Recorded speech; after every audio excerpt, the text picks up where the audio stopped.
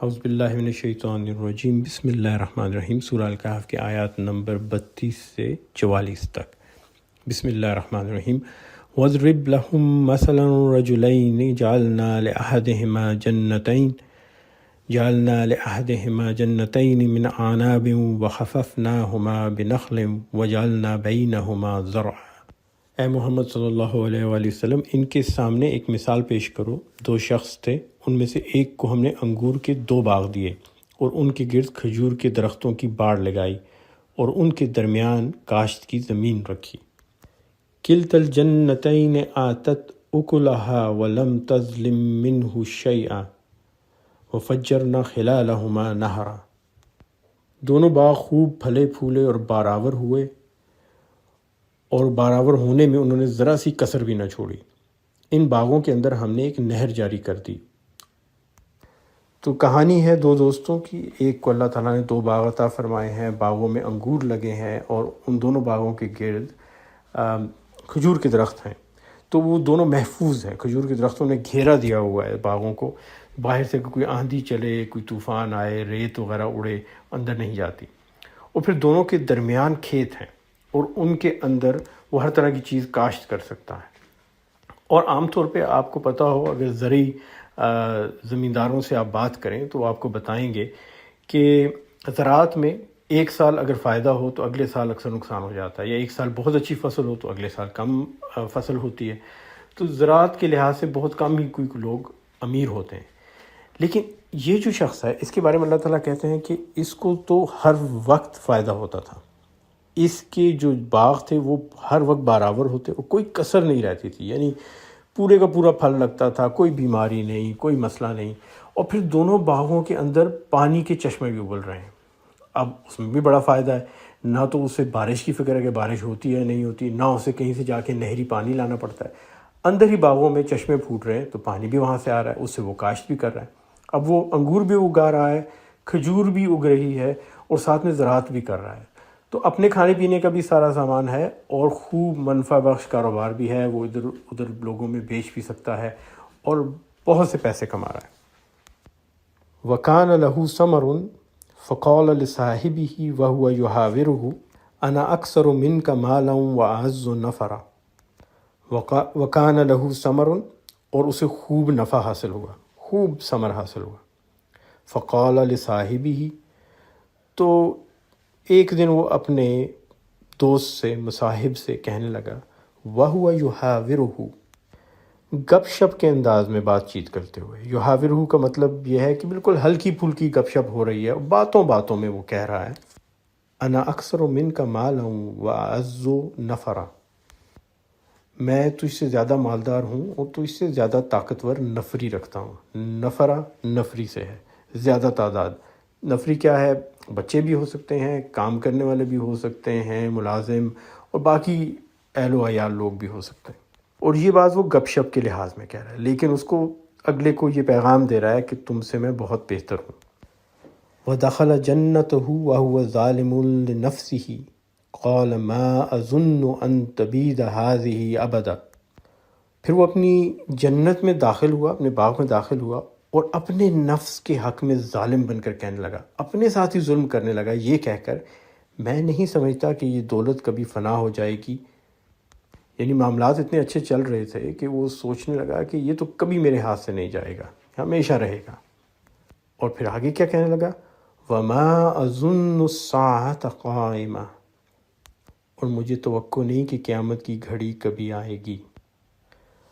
وَلَئِن رُدِدتُّ إِلَىٰ رَبِّي لَأَجِدَنَّ خَيْرًا مِّنْهَا مُنْقَلَبًا، تاہم اگر کبھی مجھے اپنے رب کے حضور پلٹایا بھی گیا تو ضرور اس سے بھی زیادہ شاندار جگہ پاؤں گا۔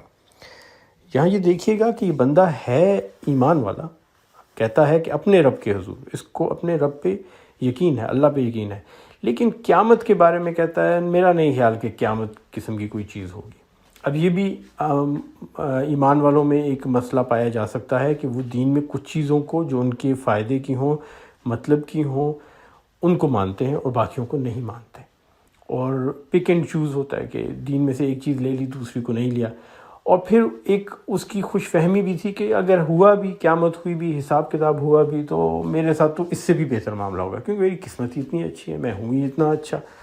اور ہمارے یہاں بھی یہ تصور لوگوں میں پایا جاتا ہے، گناہ کرتے ہیں، چوری کرتے ہیں، جھوٹ بولتے ہیں، دوسرے کا حق مارتے ہیں، تو ان سے کہو کہ تمہیں خدا کا خوف نہیں، تو کہتے ہیں وہ رحمان و رحیم ہے، ارحم الراحمین ہے، وہ معاف کرنے والا ہے، معاف کر دے گا۔ اگر میں رشوت لے لی، چوری کر لی، کچھ برا کام کر دیا، اللہ کی ذات معاف کرنے والی ہے جی، وہ معاف کر دے گا۔ تو اس کا بھی یہ حال ہے کہ یہ کہتا ہے کہ میں تو یقین ہی نہیں کرتا کہ قیامت ہے، اور یہ جو کچھ ہے میرے پاس یہ تو ہمیشہ رہنے والا ہے، تو اگر آ بھی قیامت تو اللہ تعالیٰ اس سے بھی بہتر دے دے گا۔ قال له صاحبه وهو يحاوره اکفرت بالذی خلقک من تراب ثم من نطفۃ ثم سواک رجلا۔ اس کے ہمسائے نے گفتگو کرتے ہوئے کہا، وہی بات آتی ہے یحاورہ، گپ شپ کرنے کے انداز میں، سختی کے لہجے میں نہیں کہی گئی یہ بات۔ تو بات کرتے کرتے اس نے کہا، کیا تو کفر کرتا ہے اس ذات سے جس نے تجھے مٹی سے اور پھر نطفے سے پیدا کیا اور تجھے ایک پورا آدمی بنا کر کھڑا کر دیا؟ یہاں غور کیجیے گا کہ لفظ کفر استعمال ہوا ہے۔ تو اگر کوئی شخص یہ غرور کرتا ہے اور یہ سوچ رکھتا ہے کہ جو کچھ اس کے پاس ہے وہ ہمیشہ رہے گا اور اس کی وجہ سے ہی ہے، اور وہ خوش قسمت ہے اس لحاظ سے، اس کی قسمت نے اس کو دیا ہے، اور ساتھ میں وہ یہ بھی سوچتا ہے کہ آخرت یا تو ہوگی نہیں، اور اگر ہوا بھی سوال جواب تو بس میرے ساتھ تو اچھا ہی معاملہ ہوگا، تو یہ کفر کے زمرے میں آتا ہے۔ اور اس سے اگلی آیت میں اس سے بھی زیادہ سخت بات ہے، لَكِنَّهُ اللَّهُ رَبِّي وَلَا أُشْرِكُ بِرَبِّي أَحَدًا، رہا میں تو میرا رب تو وہی اللہ ہے اور میں اس کے ساتھ کسی کو شریک نہیں کرتا۔ یعنی اگر آپ اپنی قسمت کو اپنی کامیابی کا ضامن سمجھتے ہیں، اور اگر آپ آخرت سے منکر ہیں، بلکہ یہ سمجھتے ہیں کہ اگر ہوئی بھی تو مجھ سے تو کوئی خاص سوال جواب نہیں ہوگا، تو یہ شرک میں آتا ہے۔ غرور عربی زبان میں ایک ذہنی فطور کے لیے استعمال ہوتا ہے کہ آپ کو کوئی ایسا بڑا پن محسوس ہو رہا ہو جو حقیقت میں ہوتا ہی نہیں، اور یہ حقیقت ہے کہ انسان اندر سے اپنے آپ کو جانتا ہے کہ وہ کس قدر کمزور ہے، اور سب انسان جانتے ہیں کہ ان کے اندر کوئی بڑائی، کوئی طاقت، کوئی ہمت نہیں ہے سوائے اس کے جو اللہ تعالیٰ نے انہیں دی ہے۔ اور یہی بات ان کا دوست بھی انہیں کہتا ہے، وَلَوْلَا إِذْ دَخَلْتَ جَنَّتَكَ قُلْتَ مَا شَاءَ اللَّهُ لا قوت الا باللہ، اور جب تو اپنی جنت میں داخل ہو رہا تھا تو اس وقت تیری زبان سے یہ کیوں نہ نکلا کہ ما شاء اللہ لا قوت الا باللہ، اللہ کے سوا کوئی نہیں ہے دینے والا، کرنے والا، اور کسی کی قوت نہیں ہے سوائے اللہ کے۔ ان ترانی انا اقل منک مالا وولدا، اگر تو مجھے مال اور اولاد میں اپنے سے کمتر پا رہا ہے۔ تو دوست تک پیغام پہنچ گیا کہ یہ کہنا کیا چاہ رہا تھا۔ وہ کہتا ہے مجھے سمجھ آ گئی تم گپ شپ کے انداز میں کیا کہہ رہے تھے مجھ سے، کہ میں تم سے کمتر ہوں، ٹھیک ہے، لیکن اس میں تمہارا کمال تو نہیں، یہ تو اللہ کی دی ہوئی سب چیزیں ہیں، تو تمہیں تو یہ کہنا چاہیے تھا ما شاء اللہ لا قوت الا باللہ۔ کیوں؟ اگلی آیت سنیے، فَعَسَىٰ رَبِّي أَن يُؤْتِيَنِ خَيْرًا مِّن جَنَّتِكَ وَيُرْسِلَ عَلَيْهَا حُسْبَانًا مِّنَ السَّمَاءِ فَتُصْبِحَ صَعِيدًا زَلَقًا، تو بعید نہیں کہ میرا رب مجھے تیری جنت سے بہتر عطا فرما دے اور تیری جنت پر آسمان سے کوئی آفت بھیج دے جس سے وہ صاف میدان بن کر رہ جائے۔ دینے والی ذات بھی اللہ کی اور لینے والی ذات بھی اللہ کی، اور اللہ تعالیٰ چاہے تو لمحوں میں کسی بھی چیز کو ایک دم ختم کر دے۔ آپ اس دنیا کو دیکھیے، انسانوں نے یہاں کیا کیا نہیں بنایا، اونچی اونچی عمارتیں ہیں، ہمارے پاس جہاز ہیں، گاڑیاں ہیں، سڑکیں ہیں، ہمارے پاس زرعی زمینیں ہیں، سب کچھ ہم نے بنا دیا جو کہ کبھی خدا کی کسی مخلوق نے نہیں بنایا ہم سے پہلے، ہم وہ سب چیزیں بنا چکے ہیں۔ لیکن اگر ایک شہاب ثاقب آ جائے آسمان سے اور آ کے زمین پہ گرے تو لمحوں میں سارے کا سارا ختم ہو جائے گا، پوری بنی نوع انسان مٹ جائے گی، جو کچھ بنایا ہے وہ مٹ جائے گا۔ اور یہ پہلے ہوا ہے، جب ڈائناسور پائے جاتے تھے دنیا میں اور لاکھوں کروڑوں سال تک مخلوقات رہیں اور ان کا ہر طرف تسلط تھا دنیا پر، تو ایک شہاب ثاقب آیا، زمین سے ٹکرایا اور سارے کے سارے ڈائناسورز کو مٹا دیا۔ آج وہ آپ کو صرف ہڈیوں کی صورت میں کہیں پتھروں میں فاسلائز بنے ہوئے ملتے ہیں، اس کے علاوہ ان کا کوئی نام و نشان نہیں رہا۔ اور اگلی آیت میں فرماتے ہیں او یصبح ماؤها غورا فلن تستطیع له طلبا، یا اس کا پانی زمین میں اتر جائے اور پھر تو اسے کسی طرح سے نہ نکال سکے۔ یہ جو بات ہے نا پانی کے غائب ہونے کی، یہ قریش کو بڑی بہترین طریقے سے سمجھ آتی تھی۔ آپ کو پتہ ہے کہ کعبہ شریف میں زمزم کا کنواں ہے۔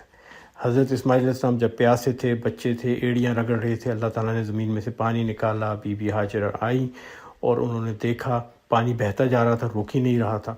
اور حدیث میں آتا ہے کہ اگر وہ زمزم نہ کہتیں، ٹھہر جا نہ کہتیں، تو وہ بہتا ہی رہتا، وہ جھیل بن جاتی ساری اس علاقے میں۔ تو انہوں نے زمزم کہا، پانی ٹھہر گیا۔ پھر پاس بعد میں کعبہ بنایا، حضرت ابراہیم علیہ السلام اور اسماعیل علیہ السلام نے مل کے اس کی بنیادوں کو اونچا کیا۔ پہلے سے کعبہ کی بنیادیں تھیں لیکن نئے سرے سے اس کی تعمیر کی، اور کافی عرصے تک وہاں پانی رہا۔ لیکن جب کفار نے مکہ میں بت رکھنے شروع کیے اور بتوں کی پرستش شروع کی، تو زمزم کا پانی سوکھ گیا، ختم ہو گیا، اور وہ پورا کنواں ہی غائب ہو گیا۔ لوگوں کے ذہن سے ہی نکل گیا کہ وہ کنواں کہاں ہے۔ تو یہاں جو مغربی وہ ہیں محقق ہیں، وہ اکثر یہ کہتے ہیں جی کہ کعبہ کی تو شان کی وجہ زمزم کا پانی تھا کہ صحرا میں پانی نکل رہا ہے، اس لیے لوگ وہاں جاتے تھے اور عبادت کرتے تھے۔ یہ بات غلط ہے۔ کئی صدیوں تک، شاید ہزاروں سال تک زمزم کا پانی نہیں تھا، صرف کعبہ تھا۔ پھر حضور اکرم صلی اللہ علیہ وسلم کی جو دادا ہیں عبد المطلب، وہ ایک دن سوئے ہوئے تھے، خواب میں ان کو ایک شخص نظر آیا جو ان کو کعبے کے پاس سے دور لے جا کے ایک جگہ پہ اشارہ کر کے بتانے لگا کہ یہاں زمین کھودو، یہاں زمزم کا کنواں ہے۔ تو وہ اٹھے دن کے وقت، اپنے بیٹے عبداللہ جو نبی پاک صلی اللہ علیہ وسلم کے والد تھے ان کو لیا اور جا کے کھدائی شروع کر دی۔ قریش کے سب لوگ جمع ہو گئے، یہ کیا کر رہے ہو تم، حرم کے اندر کھدائی کر رہے ہو؟ کہنے لگے کہ مجھے اللہ کا حکم ہے، میں نے کرنا ہے۔ بڑا اعتراض کیا قریش، انہوں نے شور شرابہ ڈالا، لیکن وہ کھودتے رہے اور نیچے زمزم کا کنواں نکل آیا اور اس میں سے پانی نکلنا شروع ہوا۔ نہ صرف کہ پانی نکلا، اسی کھدائی میں ان کو ایک خزانہ ملا، اور یہ خزانہ قبیلہ جرہم کے لوگوں نے وہاں دفن کیا تھا۔ قبیلہ جرہم وہ قبیلہ تھا جس میں اسماعیل علیہ السلام نے شادی کی تھی، ان کی بیوی جرہم کے قبیلے سے تھی۔ تو اس خزانے میں تلواریں بھی تھی، سونا بھی تھا۔ اب قریش والے سب جمع ہو کے کہنے لگے کہ بھائی اس میں ہمارا حصہ دو، کیونکہ یہ بھی ہمارے بھی آبا و اجداد تھے۔ تو حضرت عبد المطلب نے کہا کہ نہیں، یہ میں نے نکالا ہے، اللہ نے مجھے نشان دی کہ یہ میرا ہے۔ خیر لمبی چوڑی بحث ہوتی رہی، بہت سے معاملے بنے، اور آخر کار یہ ہوا کہ سب متفق ہوئے کہ یہ حضرت عبد المطلب کی ہی ملکیت ہے، اور حضرت عبد المطلب نے وہ سارا خزانہ لے کے کعبے کو تقویض کر دیا، کعبے میں رکھ دیا، کہا کہ یہ اللہ کے گھر کا ہے، اللہ کے گھر سے نکلا ہے، اللہ کے گھر کا ہے۔ تو قریش کو اس بات کا بہت اچھی طرح پتا کہ پانی غائب ہوتا ہے، اور یہ اللہ کا معجزہ ہے کہ زمزم کے کنویں کا پانی غائب ہو گیا، اور پھر جب دوبارہ نکلا تو ایسا نکلا کہ آج لاکھوں لوگ روز پیتے ہیں اور پانی ختم نہیں ہوتا۔ تو اللہ تعالیٰ ہر چیز پہ قادر ہے، ان اللہ علی کل شیء قدیر، وہ ممکن کو ناممکن کرنے والا اور ناممکن کو ممکن کرنے والا۔ اب واپس آتے ہیں دونوں دوستوں کی طرف، دیکھیں اب آگے کیا ہوتا ہے۔ وَأُحِيطَ بِثَمَرِهِ فَأَصْبَحَ يُقَلِّبُ كَفَّيْهِ عَلَى مَا أَنفَقَ فِيهَا وَهِيَ خَاوِيَةٌ عَلَى عُرُوشِهَا وَيَقُولُ يَا لَيْتَنِي لَمْ أُشْرِكْ بِرَبِّي أَحَدًا۔ آخر کار ہوا یہ کہ اس کا سارے کا سارا ثمرہ مارا گیا، جو بھی اس کے پھل تھے، جو بھی اس کے پودے تھے، اور وہ اپنے انگوروں کے باغوں کو الٹا پڑا دیکھتا رہا اور اپنی لگائی ہوئی لاگت پر ہاتھ ملتا رہ گیا، اور کہنے لگے کہ کاش میں نے اپنے رب کے ساتھ کسی کو شریک نہ ٹھہرایا ہوتا۔ ایک دفعہ پھر غور کیجئے گا کہ اب وہ شخص خود مان رہا ہے کہ میرا غرور دراصل شرک تھا۔ شرک صرف اور صرف بتوں کی پرستش نہیں، لیکن یہ سمجھنا کہ اللہ کے علاوہ کوئی آپ کو چیز مل رہی ہے اور آپ کی قسمت سے مل رہی ہے اور آپ کی ذات سے مل رہی ہے، یہ بھی ایک غرور ہے، اور وہ شخص خود مان رہا ہے۔ اور یہاں یاد رکھیے کہ غرور ایک بہت بڑا گناہ ہے۔ شیطان کا بھی سب سے بڑا گناہ کیا تھا کہ اس نے غرور کیا۔ اس نے کہا کہ میں بہت بڑی چیز ہوں، میں آدم سے بہتر ہوں، آدم مجھ سے بہتر نہیں ہو سکتا، میرے جیسا نہیں ہو سکتا۔ اور اللہ تعالیٰ نے جب حکم دیا کہ سجدہ کرو آدم کے بنانے پہ، تو اس نے انکار کر دیا کہ نہیں، میں سجدہ نہیں کروں گا۔ اور یہ وہ غرور ہے جس کو لے ڈوبا، اور یہی غرور اللہ تعالیٰ بتاتے ہیں کہ اگر ہم لوگوں میں بھی پایا جائے گا تو ہم بھی اسی انجام سے دوچار ہوں گے جس سے باقی شرک کرنے والے دوچار ہو رہے ہیں۔ اور یہاں دیکھیے یہ شخص نہ صرف کہ دل میں غرور رکھتا ہے بلکہ اس کا اظہار کر کے اگلے انسان کو ذہنی اذیت دے رہا ہے، اگلے کو نیچا دکھانے کی کوشش کر رہا ہے۔ اللہ تعالیٰ اس چیز کو پسند نہیں کرتے، خاص طور پہ اگر ہمارے غرور سے کوئی دوسرا انسان، اللہ کی مخلوق میں کوئی بھی اور شخص دکھ اٹھاتا ہے، تکلیف اٹھاتا ہے، تو اللہ تعالیٰ اسے پسند نہیں کرتے، اور اللہ تعالیٰ نے اسے وہ سب کچھ چھین لیا جو اس کے پاس تھا۔ وَلَمْ تَكُنْ لَهُ فِئَةٌ يَنْصُرُونَهُ مِن دُونِ اللَّهِ وَمَا كَانَ مُنتَصِرًا، اور نہ ہوا اللہ کو چھوڑ کر اس کے پاس کوئی جتھا، یعنی کوئی فوج یا کوئی بھی مددگار کہ اس کی مدد کرتا، اور نہ کر سکا وہ آپ ہی اس آفت کا مقابلہ۔ اور یہ ایک حقیقت ہے کہ اگر اللہ تعالیٰ ہماری مدد نہ کرے تو ہم کچھ بھی نہیں کر سکتے۔ دنیا میں کوئی نہیں ہے جو آ کے ہماری مدد کر سکے اگر اللہ تعالیٰ یہ ٹھان لے کہ اس نے ہماری مدد نہیں کرنی۔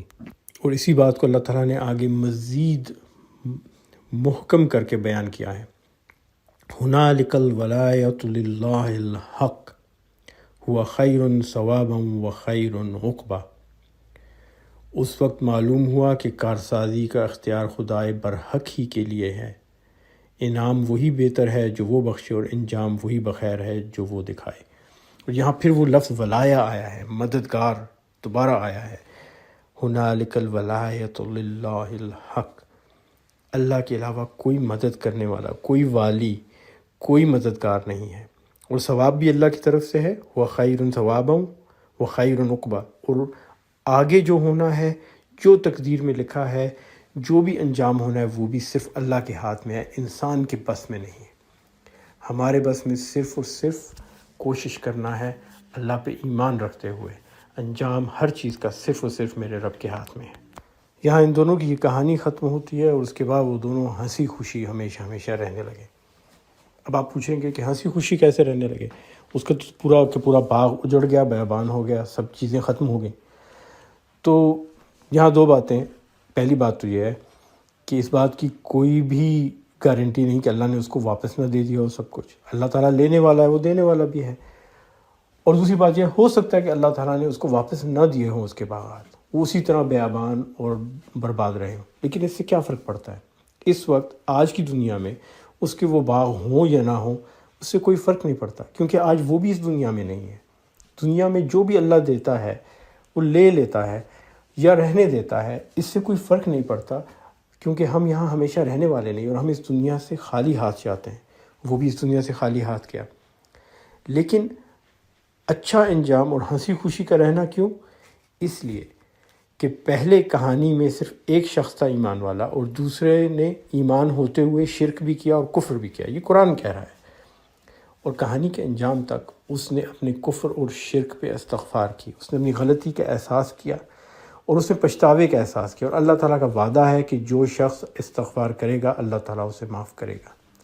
اور پھر اللہ تعالیٰ نے اس کا مقام کتنا بلند کر دیا کہ قرآن میں اس کا تذکرہ کیا، اس پورے واقعے کا تذکرہ کیا، اس کے کہے ہوئے الفاظ کا، جو اس نے غرور میں کہے وہ بھی، جو اس نے پچھتاوے میں کہے وہ بھی، ان کو قرآن مجید میں ہمیشہ کے لیے اپنی کتاب میں رکھ دیا۔ اس سے بڑا مقام کسی کے لیے کیا ہو سکتا ہے کہ اللہ تعالیٰ اس کی کہانی کو، اس کی زندگی کو، اس کی آزمائش کو، اس کے کہے ہوئے الفاظ کو اپنی کتاب میں رکھتے، اور آج میں اور آپ بھی وہ پڑھ رہے ہیں، اور لاکھوں کروڑوں اور لوگ بھی ہیں جو پڑھ رہے ہیں۔ اور قیامت کے دن اس کا کیا مرتبہ ہوگا؟ جب دنیا میں اس کو یہ مرتبہ دے دیا اللہ نے، تو قیامت میں کیا مرتبہ ہوگا؟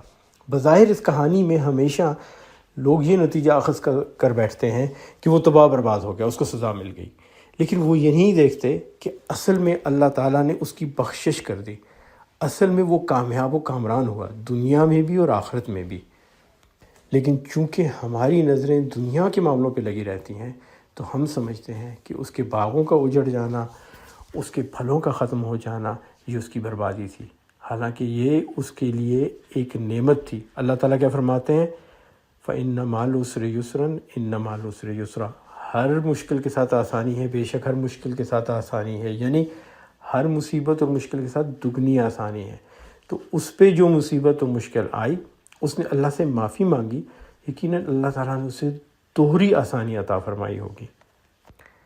انشاءاللہ تعالیٰ کل ہم مزید سورہ الکہف کی تلاوت اور تفسیر کریں گے۔ تب تک کے لیے اجازت دیں، دعاؤں میں سب کو یاد رکھیے گا، اور سننے کا بہت بہت شکریہ۔ جزاک اللہ خیر۔ السلام علیکم ورحمۃ اللہ وبرکاتہ۔ دعوت چینل کو دیکھنے اور سننے کا بہت بہت شکریہ۔ اللہ تعالیٰ آپ کو اس کا دنیا اور آخرت میں اجر عطا فرمائے، آمین ثم آمین۔ ہماری ساری ٹیم کا میں خاص طور پہ مشکور ہوں، اور درخواست کروں گا کہ ان کے لیے خصوصی دعا کریں، خاص طور پہ آئی ٹی ٹیم کے لیے جنہوں نے بہت محنت سے یہ ویڈیوز اور گرافکس بنائے ہیں، اور ایک بہت خاص دعا کی اور اجر کی جو ہے التجا اس شخصیت کے لیے جس کے کہنے پہ یہ چینل شروع کیا گیا، اور جس کی خواہش پہ اور رہنمائی میں اس کا آغاز کیا گیا۔ کچھ مصلحتوں کی وجہ سے ان کا نام نہیں لے سکتا میں اس وقت، لیکن آپ سے درخواست ہے کہ خاص طور پہ ان کے لیے دعا کریں، اور اس بات کی دعا کریں کہ ہم سب لوگوں کو اللہ تعالیٰ اس چینل کے ذریعے اور دعویٰ کے اس کام کے ذریعے دنیا اور آخرت میں اپنے قریبی لوگوں میں شامل فرمائے، اور دنیا آخرت میں کامیابی عطا فرمائے، آمین ثم آمین۔